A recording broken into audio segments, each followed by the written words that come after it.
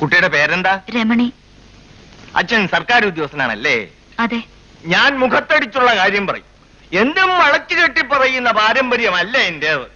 അതുകൊണ്ട് കുഞ്ഞിനോട് ഞാൻ ആദ്യമേ പറഞ്ഞു തരേണ്ടത് ആയുസിന്റെ കാര്യമോ പഠിപ്പിന്റെ കാര്യമോ ഒന്നും അല്ല. ഒരു കാര്യം ഞാൻ തർപ്പിച്ച് പറയാം. ഇപ്പം ബുദ്ധിപൂർവ്വം മുന്നോട്ട് നീങ്ങിയാൽ ജീവിതം ഒരുവിധം പച്ചപിടിക്കും. അല്ലെങ്കിൽ മൊത്തം ഒരുതരം പുത്തരിക്കണ്ട മൈതാനം മതിയാവും. ഒന്ന് തെളിച്ചു പറഞ്ഞൂടെ? കുഞ്ഞ് അനാവശ്യമായ ഒരു പ്രണയബന്ധത്തിലാണെന്ന് രേഖ പറയുന്നു. കഴിയുന്നതും വേഗം തലയുരിക്കോ, അല്ലെങ്കിൽ സർവനാശം ഫലം. അതായത് ഈ കല്യാണം നടന്നാൽ നീ വിധവയാവും.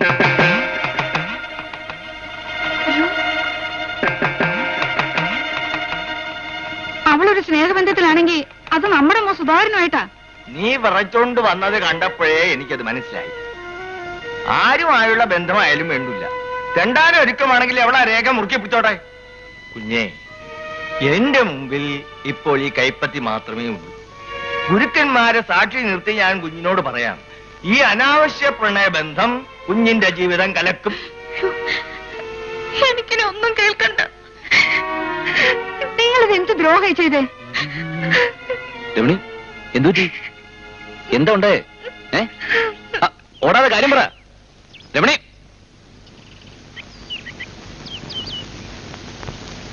എന്താ ഉണ്ടായത്? ഇവിടെ എന്താ ഉണ്ടായെന്ന്? കലക്കിടാ മോനെ. നിന്റെ സ്നേഹബന്ധം നിന്റെ അച്ഛൻ തന്നെ കലക്കി. എന്തോ ഒരു സമയദോഷത്തിന് ആ കുഞ്ഞിന്റെ കൈ ഇങ്ങയുടെ മുമ്പിൽ കൊണ്ട് നീട്ടാൻ എനിക്ക് തോന്നിയത്. ഇവൻ പൊന്നുപോലെ കൊണ്ടു നടക്കുന്ന ഒരു ബന്ധം അത്. അതല്ലേ ഒറ്റ വാക്കിന് നിങ്ങൾ മുറിച്ചു കളഞ്ഞത്? ഇവൻ പൊന്നുപോലെ കൊണ്ട് നടന്നാലും അവളതിൽ ക്ലാവ് പിടിപ്പിക്കില്ല എന്ന് പറയാൻ നിനക്ക് പറ്റുമോ? അവളുടെ കയ്യില് എന്റെ മരുമകളാകാൻ വേണ്ട രേഖയുടെ ഒരു പൊടി പോലും ദൈവം ഇതുവരെ വരച്ചിട്ടില്ല. ഇനി വരയ്ക്കുമെന്ന് പറയാനും പറ്റൂല. അവള് വാങ്ങിക്കുന്നതിലും ഭേദം ഇവൻ ആത്മഹത്യ ചെയ്യുന്ന.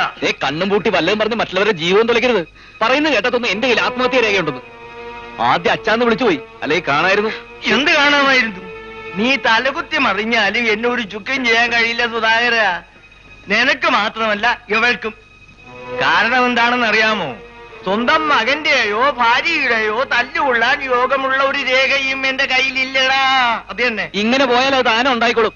എന്നെ കൊണ്ട് കൂടുതലൊന്നും പറയരുത്. നീയും ചോദിച്ചില്ലേ നിന്റെ കയ്യിൽ ആത്മഹത്യ രേഖയുണ്ടോ എന്നോ? ഉണ്ടടാ. നീ അവളെ കെട്ടേണ്ട താമസം അത് വളർന്നോളും. എന്തിനാടാ പുല്ലേ ജീവിതം കൊണ്ടുപോയി ഒരു കഷ്ണം കയറി തൂക്കുന്നത്? ആസ്വദിച്ച് ജീവിക്കാൻ നോക്കടാ. നീ ഇടിയൊട്ടിയ പോലെ നിൽക്കണ്ട. നാളെ ഞാൻ മധുരയ്ക്ക് ക്യാമ്പിന് പോവുകയാ. സാക്ഷാൽ മധുര മീനാക്ഷി ആണ്ടി ആ പെണ്ണിനെ ഇപ്പോഴെങ്കിലും എന്റെ മുന്നിൽ കൊണ്ട് നിർത്തിയത് ആ വന്ന മീനാക്ഷിക്ക് നിന്റെ മുഖമാണെന്ന് മാത്രം. അച്ഛൻ ഇങ്ങനെ പലതും പലരോടും പറയാറുണ്ട്. അവരൊക്കെ അതും വിശ്വസിച്ച് ജീവിക്കുന്ന നിന്റെ വിചാരം? ഇതൊക്കെ ഒരു തമാശയായിട്ട് കരുതാനല്ലേ ഉള്ളൂ. ഇത് തമാശയല്ല, ജോത്സ്യത്തിൽ എനിക്ക് വിശ്വാസം. ഇനി അച്ഛൻ നമ്മുടെ ബന്ധം അറിഞ്ഞുകൊണ്ട് തന്നെ പറഞ്ഞതാണെങ്കിൽ ശരി, അല്ലെങ്കിൽ ശരി, എന്റെ ജീവിതം പുത്തരിക്കണ്ട മൈതാനം പോലെ ആക്കാൻ ഞാനില്ല. നിനക്കെന്താ രമണി, ഭ്രാന്താണോ? നിനക്ക് എങ്ങനെ ഇത്ര പെട്ടെന്ന്? നമ്മൾ ഒന്നിച്ചുള്ള ഒരു ജീവിതം ഞാൻ ആഗ്രഹിച്ചിട്ടുണ്ട്. അത് നേരാ. എന്നുവെച്ച് എല്ലാം സഹിച്ച് നേടിയെടുക്കാൻ മാത്രം അതത്ര പ്രഷ്യസ് ആണെന്നൊന്നും എനിക്ക് തോന്നിയിട്ടില്ല. ഇനി നമ്മൾ എങ്ങനെ സ്നേഹിച്ചാലും ശരി, ഉള്ളിന്റെ ഉള്ളിൽ എനിക്ക് എന്തോ ഒരു പേടി വന്നുപോയി. ഇനി എന്നെ കാണാൻ വരരുത് രമണി. ഞാൻ കണ്ടാൽ തന്നെ സംസാരിക്കണ്ട.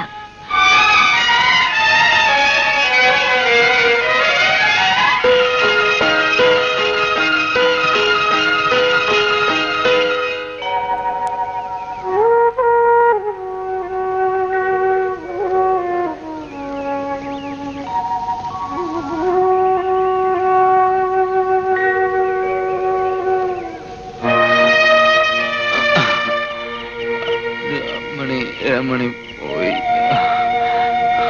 എന്റെ വീട്ടിൽ പോയി, അവള് പോയി. എന്നെവിടെ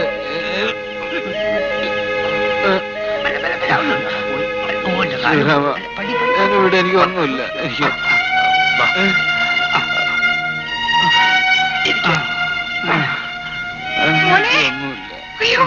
എന്താ ഇത്? എന്റെ മോനെ എന്ത് പറ്റി? ഓഫീസിൽ എത്തിയിട്ടില്ലായിരുന്നു. തെരഞ്ഞെറിഞ്ഞ് ഒടുവിൽ കടപ്പുറത്തിട്ട് പിടിച്ചു. ഈ കടപ്പുറത്തെ കാറ്റുകൊണ്ട് ആരായാലും ഉറങ്ങി പോകും അല്ലേ? അല്ലാതെ വേറെ ഒന്നല്ല, ടീച്ചർ വിഷമിക്കണ്ട. എന്താവശ്യം ഉണ്ടെങ്കിലും സുധാകരന്റെ നന്മയ്ക്ക് ഞങ്ങളൊക്കെ ഉണ്ട്. ഞങ്ങൾ വരട്ടെ. വരട്ടെ. അയ്യോ, മോനെ, എന്റെ മോനെ.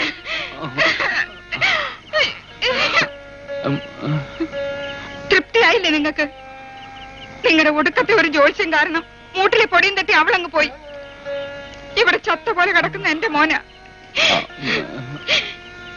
ഇവന്റെ കല്യാണം നടന്നു കാണാൻ ഞാൻ നടത്തിയ സ്വയംവര പുഷ്പാഞ്ജലിക്ക് കയ്യും കണക്കുമില്ല. ഒക്കെ കളഞ്ഞു വിളിച്ചോ നിങ്ങളെ.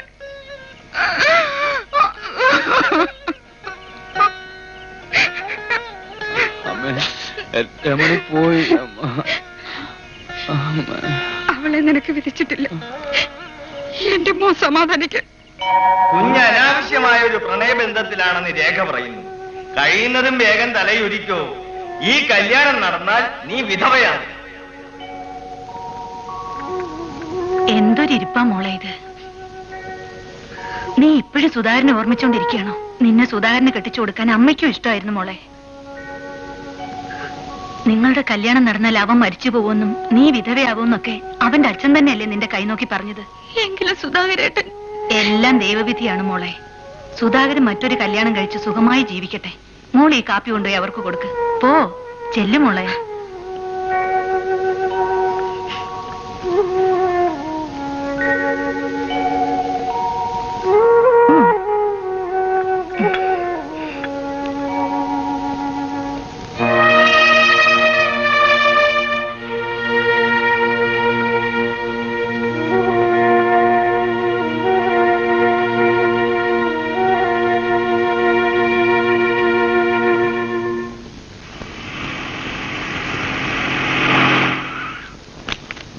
Good morning Malayali.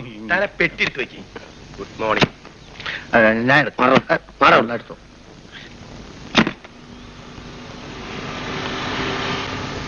Good morning sir. Good morning. Sudhakaran ഇന്നും വന്നില്ലേ? ഇല്ല മുതലാളി. ഇയാളിത് എവിടെ പോയി കിടക്കുന്നു? മുതലാളി, ഇവിടെ ബിസിനസ് ആകെ കുളമായിരിക്ക. ഇപ്പൊ തന്നെ ബാംഗ്ലൂർക്ക് വേണ്ട ബസ് ബോംബെക്കും, ബോംബെക്ക് വേണ്ട ബസ് കന്യാകുമാരിക്കാണ് ഓടിക്കൊണ്ടിരിക്കുന്നത്. അതെന്താടോ? ഇത് കാപ്പി ഓടോ. അതെങ്ങനെയാന്ന് വെച്ചാൽ ഇവിടെ റൂട്ട് ചാർട്ട് ചെയ്യാൻ ആളില്ല. അത് തന്നെ ഒടുക്കം ഈ ബസ്സെല്ലാം കൂടെ പാട്ടത്തിന് കൊടുക്കേണ്ടി വരും. മുതലാളി എങ്ങനെയെങ്കിലും സുധാകരനൊന്ന് വളച്ചു കെട്ടുന്നതായിരിക്കും നല്ലത്.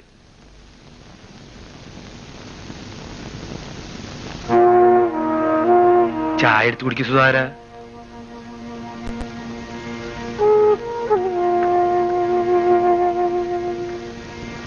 താൻ പിറകെ നടന്ന ആ പെണ്ണ് ലോട്ടറി അടിച്ച് ആ കോന്തൻ മന്ദനെയും കിട്ടി നമ്മുടെ ബസ്സില് ബാംഗ്ലൂർക്ക് മധുവിധിന് പോയത് നീ അറിഞ്ഞോ സുധാകര? ആ 2 ടിക്കറ്റിന് പകരം അവനെ മണി അടിച്ച് വീഴ്ത്തി അവനെ കൊണ്ട് നീ നമ്മുടെ ഒരു സ്പെഷ്യൽ ബസ് വാടകയ്ക്ക് എടുപ്പിക്കണമായിരുന്നു. അതായിരുന്നു ബുദ്ധി. നിന്നെ ഞാനൊരു ശമ്പളക്കാരനായിട്ടല്ല സുധാകര കാണണേ. അങ്ങനെ കണ്ടിരുന്നെങ്കിൽ നിന്റെ സീറ്റില് ഇതിനകം പുതിയൊരാൾ വന്നെ. ഞാൻ തെറ്റിയതെന്ന് എനിക്കറിയാം. വേണമെന്ന് വെച്ചിട്ടല്ല മുതലാളി. അങ്ങനെയൊക്കെ സംഭവിച്ചു പോയി, അത്ര തന്നെ. നാളെ മുതലേ നേരമണ്ണ ഓഫീസിൽ വന്നോളാം. സത്യം പറയാലോ, ഇപ്പൊ എനിക്ക് നിന്നെ കുറിച്ച് അഭിമാനം തോന്നണ സുധാകര. നിന്നേക്കാൾ പണമുള്ള ഒരുത്തനെ കിട്ടിയപ്പോ നിന്നെ തടഞ്ഞ് അവള് മധുവിധുവിന് ബാംഗ്ലൂർക്ക് ടിക്കറ്റ് എടുത്തു. അവരെക്കാൾ പണമുള്ള ഒരുത്തിയെ കെട്ടി നീ ബോംബെക്ക് ടിക്കറ്റ് എടുക്കടാ. നിനക്കും ഒരു മധുവിധുണ്ടെന്ന് അവൾ അറിയട്ടെ. നിനക്ക് സ്നേഹിക്കാൻ ഒരു ഭാര്യ വേണം, അത്രയല്ലേ വേണ്ടൂ. ആ കാര്യം ഞാൻ ഏറ്റു. ലോകത്തിൽ ഇന്ന് ഒരു മുതലാളിയും ഒരു തൊഴിലാളിക്ക് വേണ്ടി ബ്രോക്കർ പണി ചെയ്തിട്ടില്ല. നീ റെഡിയെന്ന് പറ. മണി പോലത്തെ പെണ്ണിനെ, ദേ ഇങ്ങനെ പെറുക്കിയെടുക്കാവുന്ന ഒരു പെണ്ണിനെ ഞാൻ നിനക്ക് താലി കെട്ടാൻ നിന്റെ മുന്നിൽ നിർത്തിത്തരാം. ധാരാളം പണം, ആവശ്യത്തിലേറെ സൗന്ദര്യം, നിന്റെ കണ്ണുപോലെയുള്ള ചെറിയ ചിരി, നിനക്കുള്ളതിനേക്കാൾ ദൈവവിശ്വാസം. കെട്ടാൻ പോകുന്ന പുരുഷന് നല്ല സ്വഭാവ ഗുണം വേണമെന്നല്ലാതെ മറ്റൊന്നും ആഗ്രഹിക്കാത്ത പെൺകുട്ടി. ആ സ്വഭാവ ഗുണം നിനക്കുണ്ട്. നീ എങ്ങനെ വേണമെങ്കിലും അഡ്ജസ്റ്റ് ചെയ്യും. എന്താടാ സുധാകരൻ, ഞാൻ ഒന്ന് ആലോചിക്കട്ടെ.